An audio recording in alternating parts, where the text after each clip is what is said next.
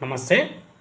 రాష్ట్రంలోని వృత్తి విద్యా కోర్సులలో పనిచేస్తున్నటువంటి అధ్యాపకుల జీతభత్యాలు చెల్లించాలని రాష్ట్ర ప్రభుత్వం స్పందించి ఫీజు రీయింబర్స్మెంట్ను విడుదల చేయాలని చెప్పేసి ప్రైవేట్ కాలేజీల సమైక్య పతి గత కొన్ని నెలలుగా పోరాడుతుంది.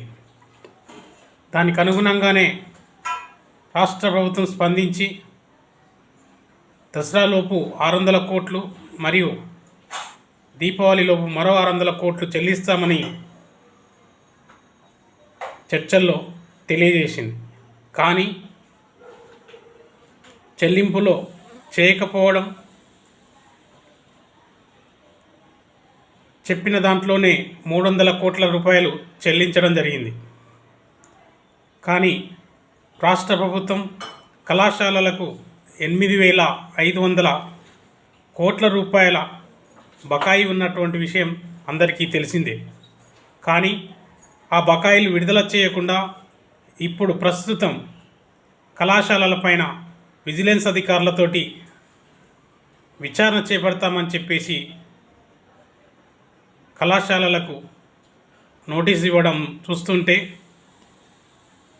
కళాశాలలను భయపట్టించే విధంగా ప్రయత్నం అనేది స్పష్టంగా మనకు అర్థమవుతుంది. వాస్తవానికి విజిలెన్స్ అధికారులతో విచారణ చేపట్టాల్సినటువంటి అవసరమైతే ఉంది. కానీ మొదటగా ఫీజు రీయింబర్స్మెంట్ ఏదైతే ఉందో అది పూర్తిగా చెల్లించి దాని తర్వాత విజిలెన్స్ అధికారులతోటి విచారణ చేపడితే సరైనటువంటి ఫలితాలు ఉంటాయని చెప్పేసి తెలియజేస్తున్నాం. ఇప్పటికైనా రాష్ట్ర ప్రభుత్వం ఒకసారి ఆలోచించి ఏదైతే విజిలెన్స్ కమిటీ వేసిందో ఆ విజిలెన్స్ కమిషన్ తోటి విచారణ చేపట్టాల్సినటువంటి అవసరం ఉంది. అప్పుడు ఏం జరిగింది, ఏం జరగబోతుంది, అసలు దాని వెనక ఉన్నటువంటి మతలబేంటి అనేది స్పష్టంగా బయటపడాలి అంటే ఉన్న రీయింబర్స్మెంట్ని పూర్తిగా చెల్లించిన తర్వాతనే విజిలెన్స్ అధికారులతోటి విచారణ చేపట్టాలని చెప్పేసి తెలియజేస్తున్నాం.